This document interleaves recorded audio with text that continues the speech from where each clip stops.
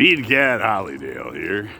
We're out exploring the General Mills Nature Preservation Area today, where there's plenty of deer, chihuahuas, birch, oak, meadowlands, hills for climbing, and of course frozen ponds, which you can't skate on yet, so don't be stupid and try it. Of course, if you do, you'll sink like a bobber with a 20-pound muskie at the end of it.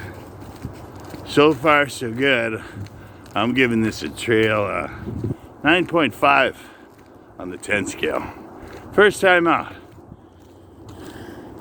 Once again, that's Speed Cat Hollydale at the Golden Valley General Mills Nature Preservation Area.